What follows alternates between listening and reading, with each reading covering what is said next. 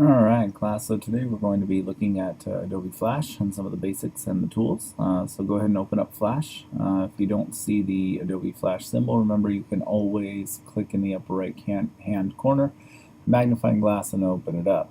Alright, so what we're going to do is we're going to go ahead and go over some of these tools here. Before you do so, you'll notice there's a lot of different options as well as some of the learning things. We don't need to worry about those because that's what I'm here for. So let's go ahead and just go ahead and click Create New Action Script 3. Now, once you do this, you'll notice you get the blank canvas, much like we did in Photoshop. We have tools, very similar to Photoshop, colors, swatches, and some of these other new things here that we'll talk about, properties in the library shortly. So, like I said, we're just going to go ahead and go through some of these tools here. Now, before I can even show you what half of these tools are, I have to have something in my canvas here to manipulate. So, let's go ahead and draw a really horribly drawn smiley face, and we'll give him a little tear here just for the heck of it. So there we go. There is my horrible smiley face. Laugh at it as you choose. Alright, so first thing we're going to look at is the selection tool, and the shortcut to the selection tool is the key V. So you can click on it or click the V key on your keyboard. Selection tool will allow you to do multiple things. You can click and select the whole thing.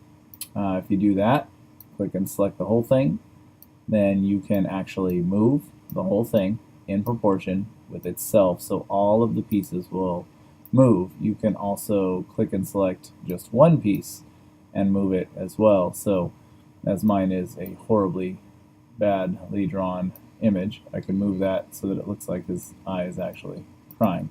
So that selection tool, pretty simple. You can move individual things, you can move an entire thing. Alright, so there's that one.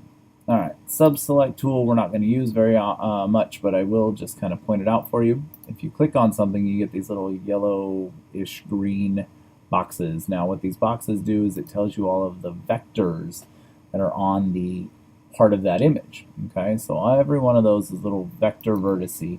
Now, what that does is it allows you to manipulate just a piece of it. So if for whatever reason I wanted to bring this smiley face up on the corner and make it look a little more cartoony, I can grab those vector vertices and pull them out as I choose. So that's pretty much what the sub-selection tool does. We probably won't get too far with these. Okay, but there they are, sub-selection tool. Alright, next one is the free transform tool, and this one you will actually use a lot. And the shortcut on that is the letter Q. So you can click it, or again, you can click the letter Q. Much like the selection tools, the free transform tool, you can click and select an entire thing. And you'll notice, much like we've used with images and other things in this class, you have the box coordinates here in the corners and in the sides and on the top and the bottom. And these allow you to manipulate the image. So if I wanted to make it shorter, taller, skinnier, fatter, etc., I could do that. Alright. Now what's most important is you notice that if I pull the outside, it stretches it, makes it fat. If I pull the corner, it doesn't necessarily keep it the same size, it just kind of throws it wherever I want it to be. What I do want to let you know is that if you want to make the entire image the same size proportionally, you have to hold the Shift key when you move one of these little corner boxes here. And if you hold the Shift key, you'll notice that everything stays the same size within proportion, and you don't mess anything up. Now if you wanted, you could also take the, let me see if I can get it to pop up again, the rotation tool, and you could rotate this different ways, so there's that option as well. Alright, so that's the free transform tool. And the last one we're going to look at for this little mini tutorial is the lasso tool, and the shortcut key on that is L. So you can again click, or you can push the L key.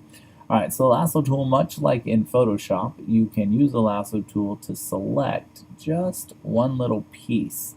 So if you wanted to move that piece, move it around, select it, move it, change it, manipulate it, delete it. Lots of different options there. If you wanted to change the color of it, you could do that. So lots of options with the lasso tool. Okay, but basically, just so you know, the lasso tool will select just one piece or a part of a piece. If I wanted to take just the top of that eye and move it out, I could do that. So lots of different options with the lasso tool. Again, much like in Photoshop, you have the option to select just small pieces. And then just real quick, the paintbrush tool, because it's pretty basic, I'm going to tell you that you have a paintbrush tool just like normal. You can draw horribly drawn smiley faces, much like mine, if you'd like. And I will tell you that we are going to talk a little bit about fill and stroke here shortly, but that will follow in another tutorial. So for now, you know about the selection tool, the subselection tool, the free transform tool, the lasso tool, and the brush tool. All right.